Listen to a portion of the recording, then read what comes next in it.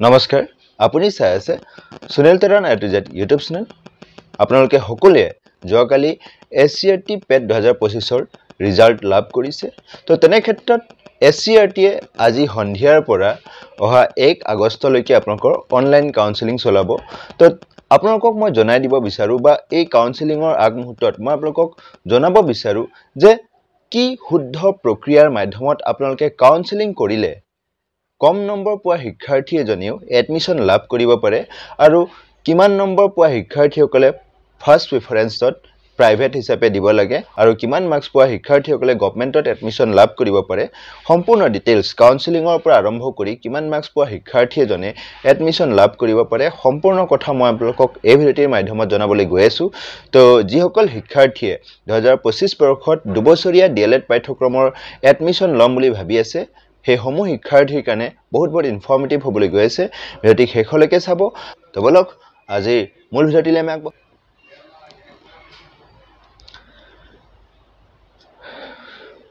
আপোনালোকে ইতিমধ্যে এডমিশনৰ শিডিউলটো দেখিছে যে তেওঁলোকে আজিৰ পৰা অহা 1 আগষ্টলৈকে অনলাইন কাউন্সেলিং কৰিব তাৰ পিছত তেওঁলোকে 4 আগষ্ট তাৰিখে মেৰিট লিষ্ট অৰ্থাৎ ফাৰ্স্ট ৰাউন্ড কাট অফ তেওঁলোকে পাবলিশ কৰিব তাৰ পাছতে আপোনালোকৰ 5 6 7 এই 3 দিন আপোনালোকৰ ফিজিক্যাল এডমিশন হ'ব তাৰ পাছতে তেওঁলোকে সেকেন্ড ৰাউন্ড আকৌ কাট অফ লিষ্ট তেওঁলোকে পাবলিশ কৰিব তেনে ধৰণে আকৌ সেকেন্ড ৰাউন্ড মেৰিট লিষ্টৰ পাছতো যদি ইনষ্টিটিউশন বিলাকত ভেকেন্ট থাকি যায় ভেকেন্ট থাকিবই হেতু কথা নহয় ভেকেন্টটো থাকিবই তাৰ পিছত আপোনালোকৰ থাৰ্ড ৰাউন্ড ডাইৰেক্টলি তেওঁলোকে নোলাই থাৰ্ড ৰাউন্ডৰ আগতে তেওঁলোকে আকৌ পুনৰ অনলাইন কাউন্সেলিং কৰাব হয় তো এই প্ৰক্ৰিয়াত আপোনালোকে কেনে ধৰণে ফাৰ্স্ট ৰাউন্ডতে এডমিশন লাভ কৰিব বা সেকেন্ডত আপোনালোকে এডমিশন লাভ কৰিব বা কোনসকল শিক্ষাৰ্থী সেকেন্ড কাউন্সেলিংলৈ ৱেইট কৰিব লাগে সম্পূৰ্ণ কথা মই আপোনালোকক জনাম তো প্ৰথমতে মই আপোনালোকক কৈ দিওঁ যে অনলাইন কাউন্সেলিং কৰাৰ প্ৰক্ৰিয়াটো কেনেকুৱা তো আপুনি কিমান মাৰ্কস পাইছে হেতু ডিপেন্ড কৰিব যদি আপুনি বেছি নম্বৰ পাইছে অৰ্থাৎ আপুনি যিকোনো ক্যাটাগৰী যদি আপুনি 50 প্লাস পাইছে বা 60 পাইছে 70 পাইছে তো 50 প্লাস পোৱা শিক্ষাৰ্থীসকলে পৰাপক্ষত যিমান পাৰে ফাৰ্স্ট সেকেন্ড থাৰ্ড যিমান আছে গভৰ্ণমেণ্ট সিলেক্ট কৰিব যিবোৰত মানে প্ৰাইভেট ইনষ্টিটিউশন আছে তো বহুত কম ডিস্ট্ৰিক্টত প্ৰাইভেট আছে বাৰু কিন্তু প্ৰায় বিলাকতে গভৰ্ণমেণ্ট ইনষ্টিটিউশন আছে তো যিবোৰ ডিস্ট্ৰিক্টত প্ৰাইভেট ইনষ্টিটিউট আছে আৰু তেও যদি বেছি নম্বৰ পাইছে তেও প্ৰথম ফাৰ্স্ট সেকেন্ড থাৰ্ড হিচাপে তেও গভৰ্ণমেণ্ট ইনষ্টিটিউশন বিলাকক প্ৰেফাৰেন্স দিও আৰু তেও যদি কম নম্বৰ পাইছে অৰ্থাৎ 50ৰ তলত পাইছে 30 পাইছে বা 25 পাইছে 35 পাইছে 40 পাইছে 42 পাইছে সে তেনে ক্ষেত্ৰত আনৰিজাৰ্ভ ওবিসি ক্যান্ডিডেট সকলে তেওঁলোকে ফাৰ্স্ট সেকেন্ড বা থাৰ্ড প্ৰাইভেট ইনষ্টিটিউশন হিচাপে সিলেক্ট কৰিব লাগে তেতিয়া হলে তেওঁলোকে ফাৰ্স্ট ৰাউন্ডতে তেওঁলোকে এডমিশন লাভ কৰিব হয় এই প্ৰক্ৰিয়া যদি আপোনালোকে অৱলম্বন কৰে তেতিয়া হলে আপোনালোকে যিমানে কম নম্বৰ নাপাওক ন কিয় আপোনালোকে নিশ্চয়কৈ এডমিশন লাভ কৰিব যেহেতুকে সকলোৱে ভাবে গভৰ্ণমেণ্টত সিলেক্ট কৰিব বা প্ৰেফাৰেন্স তেওঁলোকে গভৰ্ণমেণ্টত দিব তো প্ৰাইভেটত তেওঁলোকে ফাৰ্স্ট প্ৰেফাৰেন্স হিচাপে কম দিব তো হেতু কাৰণে যিবোৰ শিক্ষাৰ্থীয়ে কম নম্বৰ লাভ কৰিছে আৰু তেও যদি প্ৰাইভেট ইনষ্টিটিউশনত লবলৈ বা প্ৰাইভেট ইনষ্টিটিউশনত এডমিশন লবলৈ ইচ্ছুক তেনে ক্ষেত্ৰত তেও কম নম্বৰ পালেও এডমিশন লাভ কৰিব যদিহে তেও ফাৰ্স্ট সেকেন্ড প্ৰাইভেট ইনষ্টিটিউশন বিলাকত আজিৰ পৰা হ'বলগীয়া কাউন্সেলিংত সিলেক্ট কৰে তো হেতু কাৰণে মই আপোনালোকক জনাই দিও যদি আপুনি আপোনাৰ ডিস্ট্ৰিক্টত প্ৰাইভেট ইনষ্টিটিউট আছে আৰু আপুনি যদি 40ৰ তলত পাইছে 30 পাইছে 35 পাইছে 25 পাইছে 20 পাইছে আপুনি প্ৰাইভেট ইনষ্টিটিউশন বিলাকত আপোনালোকে ফাৰ্স্ট প্ৰেফাৰেন্স সিলেক্ট কৰক তাৰ পিছত আপুনি দেখিব ফাৰ্স্ট ৰাউন্ডতে আপোনাৰ নাম সিলেকশনত আহি যাব আৰু যিসকল শিক্ষাৰ্থীয়ে 50ৰ ওপৰত পাইছে 55 পাইছে 60 পাইছে নো ডাউট তেওঁলোকে গভৰ্ণমেণ্টত ফাৰ্স্ট প্ৰেফাৰেন্স হিচাপে দিব লাগে তাৰ পিছতহে তেওঁলোকে প্ৰাইভেট সমূহ দিব লাগে তো এটা কথা হল এটো কম নম্বৰ পোৱা শিক্ষাৰ্থীসকলে বা বেছি পোৱা নম্বৰ শিক্ষাৰ্থীসকলে কেনেকৈ সিলেক্ট কৰিব এটা কথা হল ওভাৰঅল আপোনালোকে সিলেকশন কেনেকৈ কৰিব যিবোৰ ডিস্ট্ৰিক্টত কেৱল গভৰ্ণমেণ্ট ইনষ্টিটিউশন আছে বা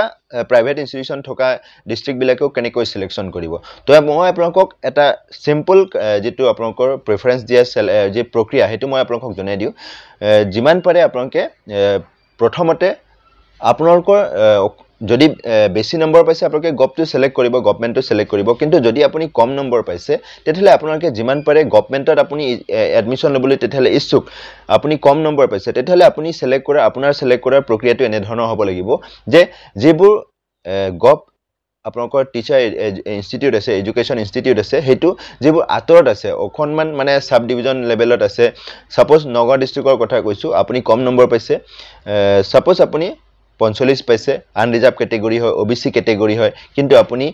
গভৰ্নমেণ্টত এডমিশ্যন ল'ব বিচাৰে তো তেনে ক্ষেত্ৰত আপোনাৰ যি ফাৰ্ষ্ট প্ৰিফাৰেন্স সেইটো বিটিসি ৰহা হ'ব লাগে আপুনি ডাইৰেক্ট গৈ ডাইট নৰ্মেল স্কুল বা আপুনি সিটি সিলেক্ট কৰিব নালাগে কাৰণ হেবিলাকত কাট অফ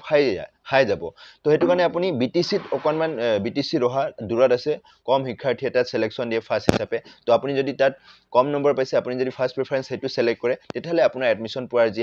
সম্ভাৱনা হেতু বেছি থাকি যায় তো তেনে ধৰণে আপোনালোকে যিবোৰ মানে হদৰৰ পৰা অকনমান আঁতৰত আছে সেইবিলাক ইনষ্টিটিউচনত আপোনালোকে যদি সিলেক্ট কৰে কম নম্বৰ পোৱা শিক্ষাৰ্থী এজনেও গভৰ্নমেণ্ট ইনষ্টিটিউচনত এডমিশ্যন পোৱাৰ যি সম্ভাৱনা হেতু বাঢ়ি যায় তো হে তেনে ধৰণে আপোনালোকে সিলেকশন কৰিব তো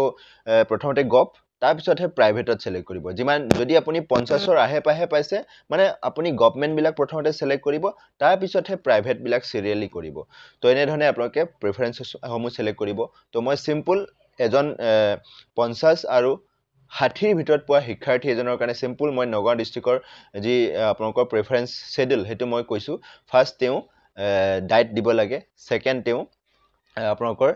বিটিসি হক বা আপোনালোকৰ সিটিই বা নৰ্মেল স্কুল এইকেইটা দিব লাগে তাৰ পিছতহে প্ৰাইভেট ইনষ্টিটিউচন বিলাকহে 5 নম্বৰৰ পৰা আৰম্ভ কৰিব লাগে আপুনি কলিয়াবৰ কলেজ অফ এডুকেশ্যন দিব পাৰে হাম এক ৰুৰেল কলেজ দিব পাৰে আৰু কৃষ্ণ বৰা বিএড কলেজ আছে তো হেতু লংকাত আছে তো হেতু কাৰণে বহুত শিক্ষাৰ্থী তাতো কম সিলেক্ট কৰে তো হেতু কাৰণে বহুত শিক্ষাৰ্থী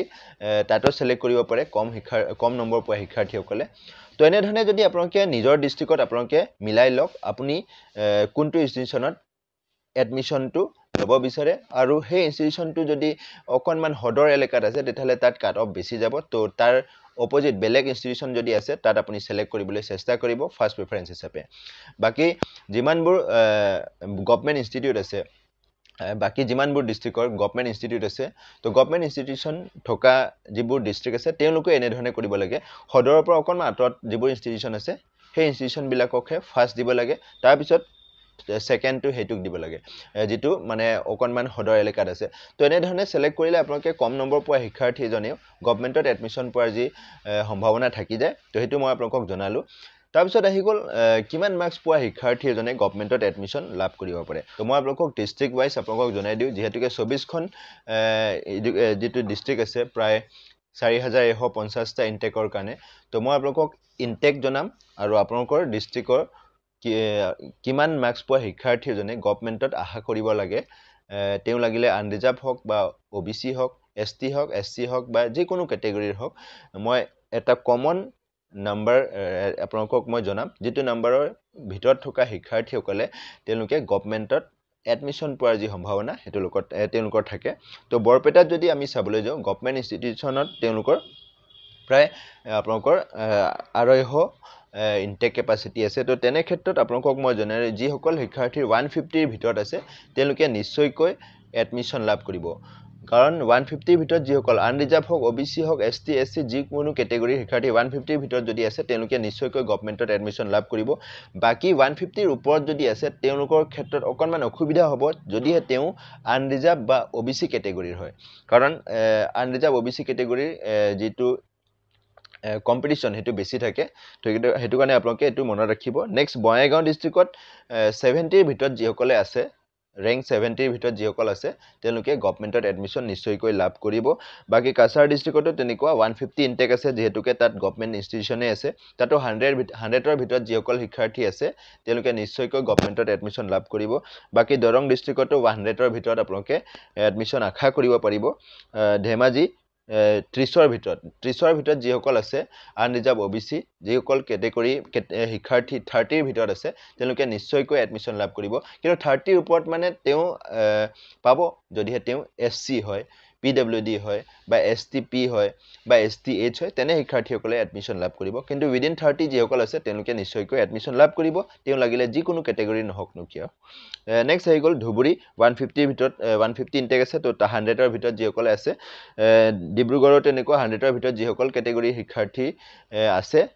তেওঁলোকে নিশ্চয় এডমিশ্যন লাভ কৰিব 70 উইদিন 70 যি সকল ডিমা হাছাও ডিস্ট্ৰিক্টত আছে তেওঁলোকে নিশ্চয়কৈ এডমিশ্যন লাভ কৰিব বাকি যি গোৱালপাৰা ডিস্ট্ৰিক্টত 120 ভিতৰত যিসকল শিক্ষাৰ্থী আছে তেওঁলোকে নিশ্চয়কৈ এডমিশন লাভ কৰিব গভৰ্ণমেণ্টে আছে বাৰু 120 ভিতৰত যিসকল কেটেগৰী যিসকল শিক্ষাৰ্থী আছে তেওঁলোকে নিশ্চয়কৈ এডমিশন লাভ কৰিব আনৰিজাৰ্ভ হওক বা ওবিসি হওক নেক্সট আহি গ'ল আপোনালোকৰ গোলাঘাট তাতো 100ৰ ভিতৰত যিসকল আছে তেওঁলোকে নিশ্চয় এডমিশন লাভ কৰিব হাইলাকান্দি যিসকল 70ৰ ভিতৰত আছে কাৰণ যেহেতুকে তাত এখন প্ৰাইভেট ইনষ্টিটিউচন আছে তো ইনটেক তাতো গুচি যাব তো থাকি যাব আপোনালোকৰ কেৱল আপোনালোকৰ 100 ইনটেক তো তেনে ক্ষেত্ৰত আপোনালোকৰ 70ৰ ভিতৰত যিসকল আছে তেওঁলোকে নিশ্চয় এডমিশন লাভ কৰিব তিনচুকীয়া আপোনালোকৰ উইদিন 30 যিসকলে আছে তেওঁলোকে নিশ্চয় এডমিশন লাভ কৰিব যোৰহাট যিসকল উইদিন 70 আছে তেওঁলোকে নিশ্চয় এডমিশন লাভ কৰিব মাজুলী যিসকল উইদিন 30 আছে তেওঁলোক এডমিশন লাভ কৰিব কামৰূপৰ ক্ষেত্ৰত 350 ইনটেক আছে তাৰে ভিতৰত আপোনালোকৰ প্ৰাইভেটত 150 মান গুচি যাব তো 120 মানৰ ভিতৰত যিসকল আছে তেওঁলোকে নিশ্চয় এডমিশন লাভ কৰিব কাৰ্বি আংলঙৰ উইদিন 30 শ্ৰীভূমি 70 ভিতৰত যিসকল আছে তেওঁলোকে নিশ্চয় এডমিশন লাভ কৰিব কোকৰাঝাৰতো তেনেধৰণে উইদিন 100 যিসকল ৰেং আছে তেওঁলোকে নিশ্চয় এডমিশন লাভ কৰিব লখিমপুৰতো উইদিন 30 যিসকলৰ ৰেং আছে তেওঁলোকে নিশ্চয় এডমিশন লাভ কৰিব ওবিসি হওক বা আনৰিজাৰ্ভ কেটেগৰীৰ হওক তেওঁলোকে এডমিশন লাভ কৰিব বাকি নগাঁও ডিস্ট্ৰিক্টত মৰিগাঁও ডিস্ট্ৰিক্টত উইদিন 70 যিমান আছে তেওঁলোকে নিশ্চয় এডমিশন লাভ কৰিব গভৰ্ণমেণ্টত তাত প্ৰাইভেট এখন আছে আৰু গভৰ্ণমেণ্ট এখন আছে দুটা মিলাই 200 আছে তো এহ প্ৰাইভেটত গুচি যাব এহ ইনটেকৰ ভিতৰত আপোনালোকৰ গভৰ্ণমেণ্টত এডমিশন পোৱাৰ যি সম্ভাৱনা উইদিন 70 যিসকল আছে তেওঁলোকে নিশ্চয় এডমিশন লাভ কৰিব নগাঁও উইদিন 170 যিসকল আছে তেওঁলোকে নিশ্চয় এডমিশন লাভ কৰিব গভৰ্ণমেণ্টত নলবাৰী উইদিন 70 যিসকল আছে তেওঁলোকে নিশ্চয় এডমিশন লাভ কৰিব শিৱসাগৰত উইদিন 100 যিসকলে আছে নিশ্চয় ওবিসি হওক বা আনৰিজাৰ্ভ কেটেগৰী হওক তাত এডমিশন লাভ কৰিব শোণিতপুৰত আপোনালোকৰ 120 ভিতৰত যিসকল আছে তেওঁলোকে নিশ্চয় এডমিশন লাভ কৰিব তো এইবোৰ আছিল মোৰ ৰেং এটা কমন ৰেং মই জনাইছো যিসকল শিক্ষাৰ্থীৰ ৰেং এই মাৰ্কস বিলাকৰ ভিতৰত আছে তেওঁলোকে নিশ্চয়কৈ নিজৰ ডিস্ট্ৰিক্টত থকা গভৰ্ণমেণ্ট ইনষ্টিটিউচনত এডমিশন লাভ কৰিব আৰু তাৰ ওপৰত যদি তেওঁলোকৰ ৰেং আছে তেতিয়াহলে তেওঁলোকে এডমিশন লাভ কৰিব পাৰে যদিহে তেওঁলোক পিডব্লিউডি কেটেগৰী হয় ইডব্লিউএছ কেটেগৰী হয় বা এসসি হয় এসটিপি হয় এসটিএইচ হয় মানে ৰিজাৰ্ভ কেটেগৰী সকলে লাভ কৰিব কিন্তু আনৰিজাৰ্ভ ওবিসিৰ ক্ষেত্ৰত মই যিখিনি ৰেং আপোনালোকক জনাইছো এই ৰেংকৰ ভিতৰত থকা শিক্ষাৰ্থীসকলে এডমিশন নিশ্চয়কৈ লাভ কৰিব কিন্তু আৰু এটা কথা জনাই দিও যিবোৰ ৰেং পাবলিশ কৰিছে তাত আৰ্টস আৰু সায়েন্স ভাগ কৰা নাই তো আৰ্টস আৰু সায়েন্স যদি ভাগ কৰা হয় তেতিয়াহলে কিছুমান শিক্ষাৰ্থীৰ ৰেং ওপৰলৈ গুচি যাব পাৰে তো তেনে ক্ষেত্ৰত দুই এটা শিক্ষাৰ্থী তাৰ ওপৰত যাব পাৰে কিন্তু বেছি তাৰ ওপৰত বেছি নেযায় আনৰিজাৰ্ভ আৰু ওবিসি কেটেগৰীৰ কাৰণে বিশেষকৈ তো এইটো আছিল আপোনালোকৰ কাউন্সেলিং প্ৰসেস আৰু লগতে আপোনালোকৰ কিমান মাৰ্কস পোৱা শিক্ষাৰ্থীসকলে এডমিশন লাভ কৰিব পাৰে তো মই আপোনালোকক চেষ্টা কৰিম আজিৰ ভিতৰত বা কাইলে মৰ্নিংৰ ভিতৰত আপোনালোকৰ বাবে এটা লাইভ সেশন লৈ আনো যত মই আপোনালোকক সকলো ডকুমেন্টছৰ ওপৰত বা আপোনালোকৰ কি প্ৰয়োজনীয় নথিপত্ৰ যা যোগাৰ কৰিব সম্পূৰ্ণ হেতুৰ ওপৰত মই বেছ কৰি পেলাই এটা লাইভ সেশন লৈ আনিম যত আপোনালোকে মোৰ সৈতে লাইভ ভাৱে যোগাযোগ কৰিব পাৰিব লাইভ ভাৱে আপোনালোকে মোৰ সৈতে chat কৰিব পাৰিব তো মই হেতু ব্যৱস্থা কৰি আছো মই আপোনালোকক আপডেট দি আছো পৰৱৰ্তী সময়ত আজিৰ ভিতৰত মই আপোনালোকে আপডেট পাই যাব মই কিমান সময়ত আপোনালোকৰ বাবে লাইভ আহিম তো এটো আছিল আপোনালোকক জনাবলগীয়া কথা কিবা যদি থাকি গৈছে কমেন্ট সেকশন আপোনালোকৰ বাবে বা কিবা যদি নিবলগীয়া আপোনাৰ আছে তেতিয়াহলে ডেসক্ৰিপচনত মোৰ ফেসবুক পেজ আছে WhatsApp চেনেলৰ লিংক আছে লগতে মোৰ পাৰ্সোনেল মেইল আইডি দিছো যত আপোনালোকে মোৰ সৈতে পাৰ্সোনেলি যোগাযোগ কৰিব পাৰিব আৰু এই ভিডিঅ'টি হেহলৈকে চোৱাৰ বাবে আপোনাক অশেষ ধন্যবাদ জয় আহোম